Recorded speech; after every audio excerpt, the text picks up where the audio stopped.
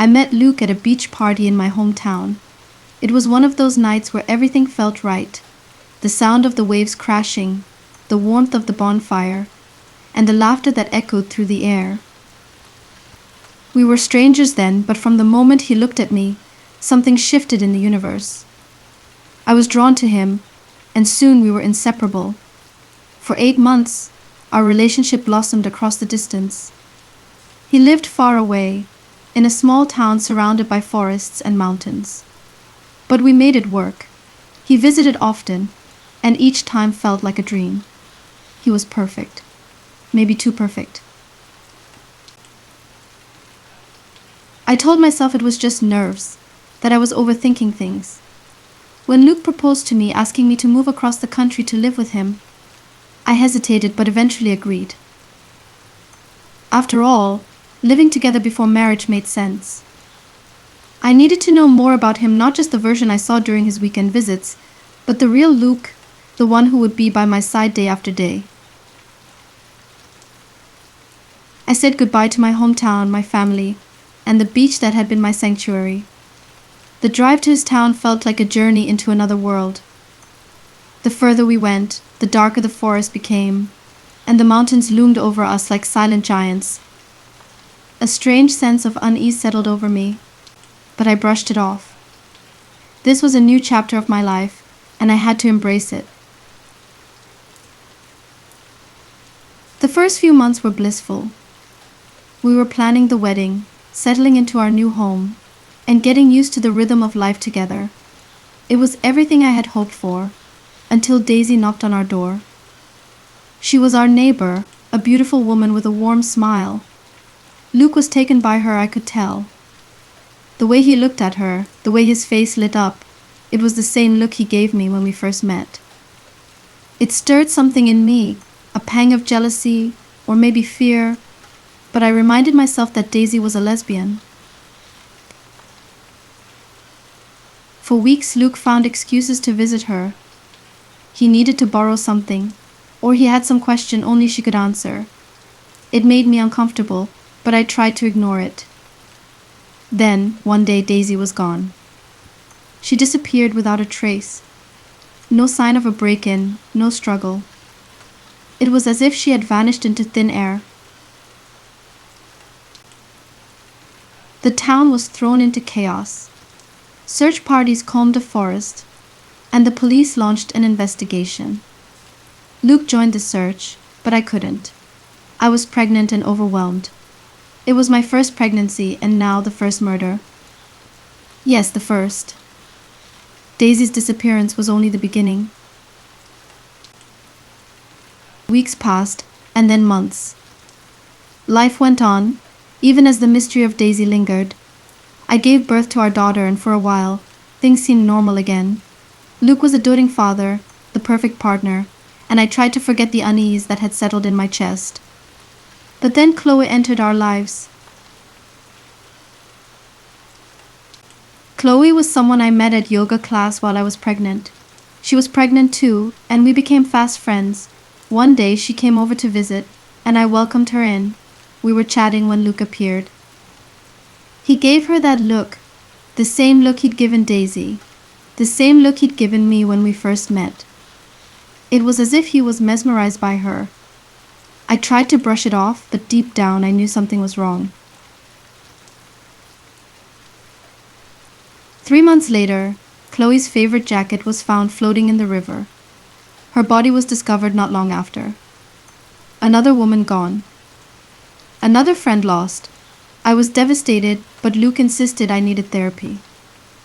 He said I was overwhelmed, new motherhood, the loss of a friend. It was too much for me. He even recommended a therapist, someone he knew from high school. I trusted him, and I went. The therapist was nice enough, but something felt off. She spent more time talking about how wonderful Luke was, how supportive he was as a husband and father. She brushed off my concerns about his behavior, calling me paranoid. She said my past relationships had made me overly suspicious. Don't be a paranoid lover, she'd say, over and over. I left every session feeling more confused than before. Then, Elizabeth disappeared. She worked with Luke at the gym, and once again I had no idea they even knew each other. The police questioned him, and this time they questioned me too. They called me the scorned fiancée. They thought I was jealous, that I had somehow orchestrated her disappearance because I suspected an affair. I didn't even know they had been spending time together, but by now I wasn't surprised. The weight of suspicion fell on me, and with it, my mental health began to crumble. I was pregnant again, just 2 months along, and I felt trapped. The police, the media, my neighbors, they all looked at me like I was guilty. I could barely leave the house without feeling like the walls were closing in. One night, after the police had finally stopped questioning me, Luke suggested we take a trip. He said we needed to get away, to reconnect.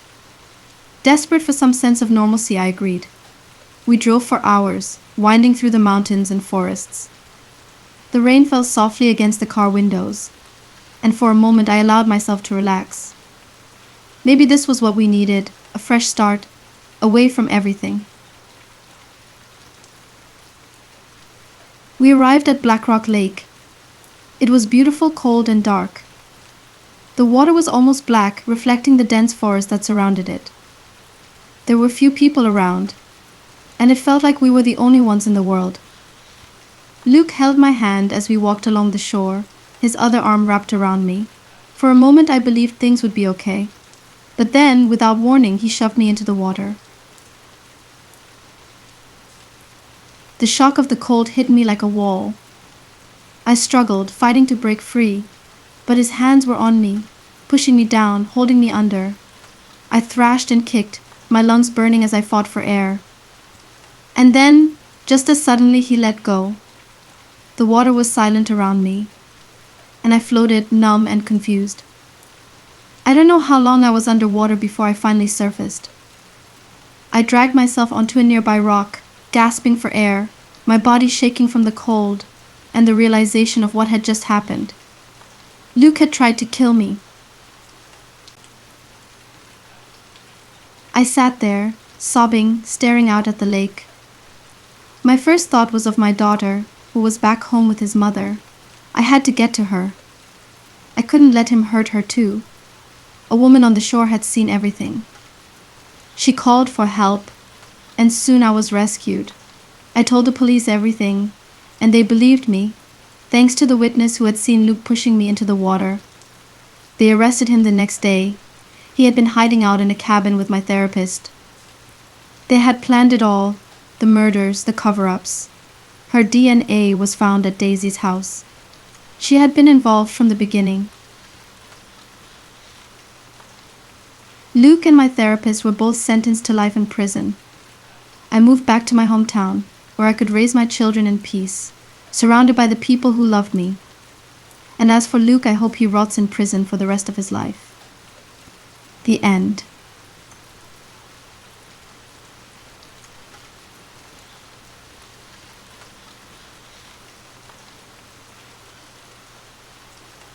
Megan stared out the window of her small apartment, watching the shadows of the streetlights stretch across the sidewalk. It had been a year since that night. A year since she had woken up in the hospital, dazed, confused, and shattered by the news that her 3 roommates had been murdered. She should have been one of them. The police told her she had been found unconscious in the apartment, but alive. Her roommates weren't so lucky. Each of them had been strangled, left lifeless in their rooms. The night of the attack was a blur, a patchwork of fragmented memories that didn't fit together. Megan remembered going out to the bar with her friends, the familiar smell of beer and perfume, the pulsing music, and the haze of laughter. There was a girl too, a blonde girl in an orange dress. Megan couldn't remember her face, only that she was fun, energetic, and seemed to float through the night like a fleeting moment of light. But then everything went dark. The police had asked her 100 questions, but she had no answers. They told her that the murders fit the profile of a serial killer they were tracking, someone who had been targeting women in the area. The killer always left the same mark, strangulation. And yet, something didn't sit right with Megan. There was a gnawing feeling inside her, a sense that she was missing something crucial about that night.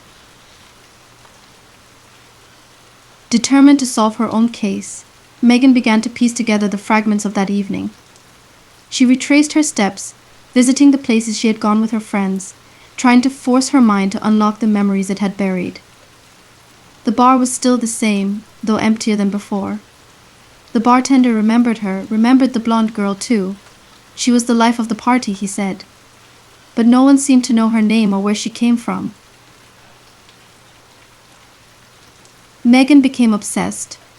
She went through the police files, searching for any mention of the girl in the orange dress. Nothing.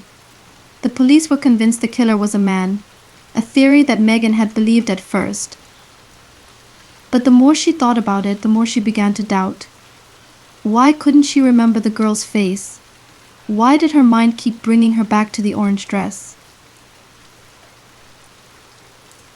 One night, while going over her scattered notes, Megan remembered something. A drink. The girl had bought them drinks.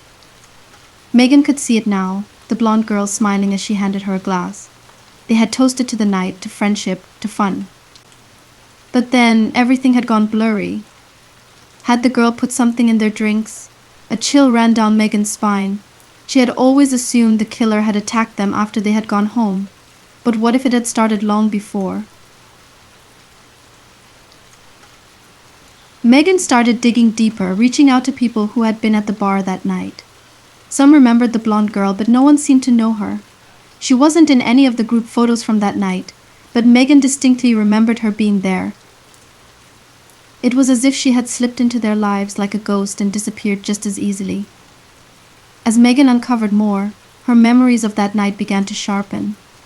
She recalled the girl laughing, but now, in her mind's eye, that laughter seemed cold, hollow. She remembered the way the girl had stayed close to them, how she had seemed so interested in their lives.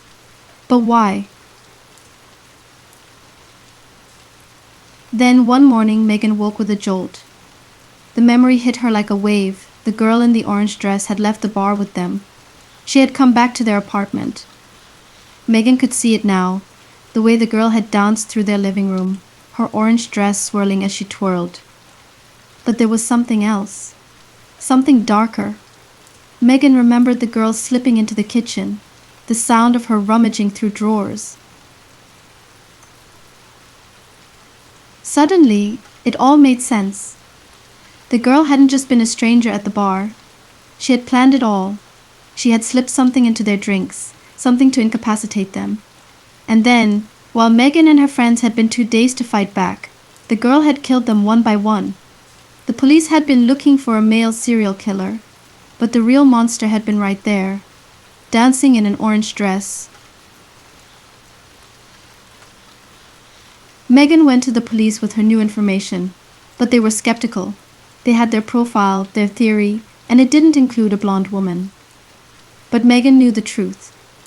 She continued to investigate, diving into unsolved cases of women murdered in similar ways. She found patterns, connections that the police had missed. The girl in the orange dress had been responsible for more than just that one night. She had been hiding in plain sight, moving from town to town, leaving destruction in her wake. As Megan uncovered more, the weight of the truth became almost unbearable. The girl was still out there, somewhere, and Megan knew she couldn't stop until she found her. Solving the case had given her purpose, but it had also uncovered a terrifying reality. The person responsible for her friends' deaths had never been caught, and she was still free. Megan had survived that night, but now she was facing a new kind of danger, the knowledge that the killer was still out there, waiting, watching. And this time Megan was determined not to be a victim again.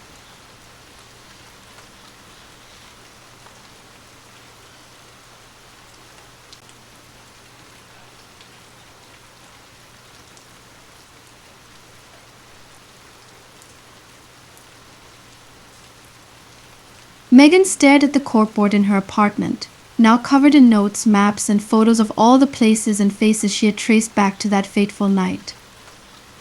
Each string of red yarn connecting pins was like a vein leading to the heart of the mystery Hazel, the girl in the orange dress. A name Megan had unearthed after months of dogged investigation, though it seemed like it had taken forever for even that single clue to surface. Hazel wasn't just a fleeting presence in Megan's life, she was a ghost who had haunted the lives of others. Megan had discovered similar cases of women who had been found strangled, all of them with blurry last sightings of a blonde girl, though the descriptions were always vague. None of the other survivors had known her name, but they all mentioned something about her, her charm, her liveliness, her orange dress that burned bright in their memories like a warning light. But they hadn't seen it, and neither had Megan, until now. The breakthrough came when Megan traced Hazel to a small town an hour away. It was an old place, nestled in the hills, with a close-knit community that didn't take kindly to outsiders poking around. There, Megan found something chilling, a photograph of Hazel from years ago, standing at the edge of a group in a high school yearbook. She looked younger, her face still soft with adolescence, but that same orange dress clung to her body, its vibrant color nearly glowing in the black and white photo. The discovery filled Megan with a strange sense of dread. Hazel hadn't just appeared that night by accident, she had been methodically weaving her way into people's lives for years. But Megan wasn't the only one getting closer to the truth. Someone else had taken notice of her search. Strange things began happening. Her apartment was broken into, though nothing was taken. One night she heard footsteps outside her window, but when she rushed to check, no one was there. Megan felt like she was being watched. The police dismissed it as paranoia, but Megan knew better. Hazel was aware that Megan was closing in. The final piece of the puzzle came when Megan found an old newspaper article buried deep in the town's archives. It reported the death of a woman, strangled in her own home, much like Megan's friends. The woman had been Hazel's mother. Megan's heart raced as she read the details. Hazel's mother had been found dead, and her father had disappeared soon after, leaving Hazel alone. The police had never solved the case, but whispers in town suggested something darker, that Hazel had witnessed the murder and that her father had been the killer.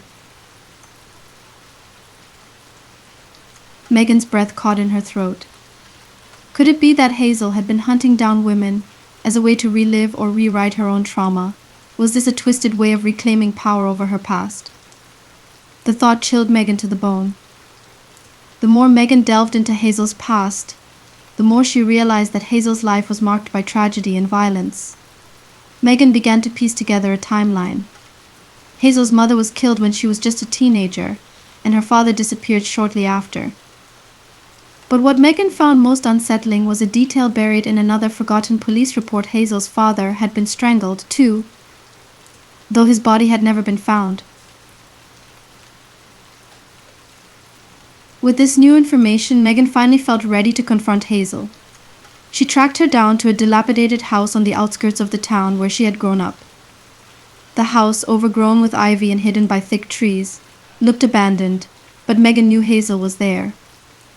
The air was thick with tension as she approached the door, her heart pounding in her chest. When Hazel opened the door, she didn't look surprised. She stood there, still wearing that damned orange dress, her hair tied back in a loose bun. Megan felt a rush of adrenaline as she faced the woman who had haunted her every waking thought for the past year. "I've been expecting you," Hazel said, her voice calm, almost amused. Megan stepped inside, her eyes darting around the room. It was sparsely furnished, with only a few pieces of mismatched furniture, but the walls were covered in photos of Megan and her friends, from that night and many others. Megan felt a sickening wave of nausea as she realized that Hazel had been watching them long before the murders. "You killed them," Megan said, her voice shaking. "You put something in our drinks. You planned it all. Hazel's smile widened. But there was no warmth in it. You're right, I did. But not for the reasons you think. Megan's pulse quickened. What was she talking about? Do you really think I'm just some monster who randomly kills for fun? Hazel said, her tone almost mocking. No, I'm looking for something. Or rather someone. Megan frowned. Someone. Hazel stepped closer, her eyes gleaming. That night at the bar, I wasn't after you. I was after someone else. Someone who escaped me years ago. Megan's mind raced. What was Hazel saying? I don't care about your friends. I don't care about any of the others. I care about you, Megan. Hazel's voice was cold now, sharp. Because you remind me of her, my mother. The room spun as Megan realized the horrifying truth. Hazel hadn't been killing at random. She had been searching for someone who resembled her mother, someone she could control and destroy, just as her father had destroyed her life all those years ago. You're sick, Megan whispered, taking a step back. Hazel's smile faded. Maybe. But I'm not done. Before Megan could react, Hazel lunged at her. They struggled, tumbling across the floor, each fighting for control. Megan's vision blurred as Hazel's hands closed around her throat, the same way they must have closed around her friends' throats. But in a surge of adrenaline, Megan fought back. She grabbed a heavy object nearby and struck Hazel in the head, sending her crumpling to the ground. Gasping for breath, Megan stared at Hazel's motionless body. She had won. She had survived. But as she stood over Hazel, a sense of unease settled over her. Something didn't feel right. Then it hit her. Hazel wasn't alone in this.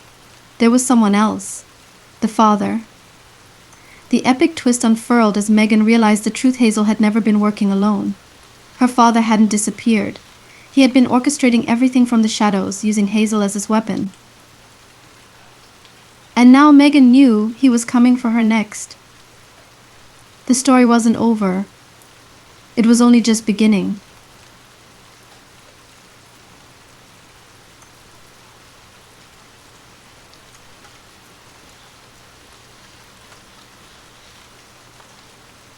Megan stood frozen, staring at Hazel's unconscious body sprawled on the floor, her mind racing. The realization that Hazel hadn't been acting alone, that her father was still out there, pulling the strings, filled her with dread. It wasn't over. Not yet. The silence in the room was deafening, but Megan couldn't shake the feeling that she wasn't alone. Hazel's father. He had been watching, waiting. Her breaths came out in shaky gasps as she backed away from Hazel and scanned the dimly lit room. The air felt thick with an unseen presence, as if someone was lurking just out of sight. Suddenly her phone buzzed in her pocket, jolting her out of her thoughts. With trembling hands, she pulled it out. A new message. I've been waiting for you, Megan. Her blood ran cold. The message came from an unknown number, but deep down, she knew it was him. Hazel's father had been watching her, tracking her movements, and now he was making his move. Megan quickly dialed 911, but before she could press the call button, the lights in the house flickered and then cut out, plunging the room into darkness. Megan's pulse quickened. Her heart pounded in her chest as she heard footsteps outside the house. Slow, deliberate. Whoever it was, they were getting closer. Desperate, Megan grabbed a kitchen knife from a drawer and backed toward the front door. She needed to get out, needed to escape. But before she could move, the door creaked open. A man stepped into the room, his silhouette illuminated by the faint glow of the moonlight seeping through the windows. He was tall, imposing, his face obscured in shadow, but his presence was unmistakable. This was Hazel's father, the man who had haunted Megan's nightmares without her even knowing it. "So, you found her," the man said, his voice low and gravelly. He took a step closer, his eyes fixed on Hazel's unconscious form. "I see you've met my daughter. She was always so eager to please." Megan gripped the knife tighter, her body trembling with fear. "Why are you doing this?" she demanded, her voice shaking. "Why kill all those women?" The man's lips curled into a twisted smile as he stepped further into the room. "Because I needed them. Each one of them had something that reminded me of her," he said, gesturing toward Hazel. "Oh, my wife. I loved her more than anything, but she was weak. And I couldn't let that weakness live on. I had to make sure Hazel didn't inherit it." Megan's stomach churned. "You're sick." The man shrugged, unfazed by her words. "Maybe. But Hazel was special. She understood what I was trying to do. She helped me find the women who reminded me of her mother. She was always so eager to prove herself." Megan felt a surge of anger. Hazel hadn't been a victim of her father. She had been his accomplice. They had been working together all along, preying on innocent women in a twisted attempt to erase Hazel's mother's memory. But now Megan realized they had set their sights on her. "You're not going to get away with this," Megan said, her voice growing stronger. The man laughed, the sound dark and menacing. "You think you can stop me? You're just like the others. Weak. Helpless." With a sudden burst of adrenaline, Megan lunged at him, slashing with the knife. But the man was quick, sidestepping her attack and grabbing her wrist in a painful grip. Megan struggled, but he was strong, too strong. He twisted the knife out of her hand and tossed it across the room, then shoved her against the wall. Megan gasped for breath, her mind racing. This couldn't be how it ended. She had come so far, uncovered so much. She couldn't let him win. In the chaos, Megan's eyes flicked to Hazel, still unconscious on the floor. An idea sparked in her mind. With every ounce of strength she had left, Megan kicked the man in the knee, sending him staggering backward. She darted across the room and grabbed a heavy lamp from a side table, smashing it over his head. The man crumpled to the ground, dazed but not unconscious. Megan knew she didn't have much time. She rushed to Hazel's side and shook her awake. "Hazel," Megan hissed, her voice desperate. "Wake up. He's going to kill us both." Hazel's eyes fluttered open, groggy and confused. For a moment, Megan wasn't sure if Hazel would help her, or turn on her. But then something flickered in Hazel's eyes, a glimmer of understanding. She looked at her father, struggling to get up, and then back at Megan. "He never stopped," Hazel whispered, her voice filled with pain. "I thought I was doing it for him, to make him proud. But he never stopped. He's not going to stop." Megan's heart pounded as she grabbed Hazel's arm and helped her to her feet. "Then we need to stop him," Megan said, her voice firm. Together, they turned toward the man, who was now on his knees, blood dripping from a gash on his forehead. His eyes were wild, filled with rage. "You're both pathetic," he spat, glaring at them. "You think you can escape me? I made you." "Hazel, you'll always be mine." But Hazel shook her head, something shifting in her expression. "Not anymore." In a moment of clarity, Hazel rushed forward, grabbing the knife from the floor. Before the man could react, Hazel plunged the blade into his chest. He gasped, his eyes wide with shock as he crumpled to the ground, blood pooling around him. The room fell silent.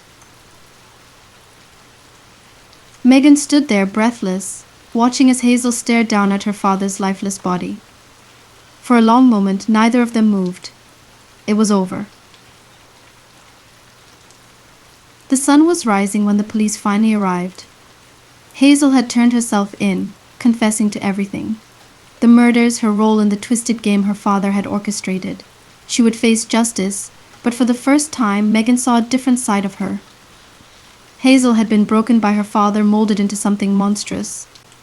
But in the end, she had made the choice to stop him.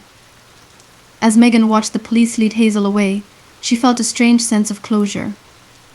It was over. The nightmare that had haunted her for so long had finally come to an end. But as she walked away from the house, Megan couldn't shake one lingering thought. She had survived. She had uncovered the truth. But the scars, the emotional and psychological wounds, would stay with her forever. In the end, Megan realized survival wasn't just about escaping death.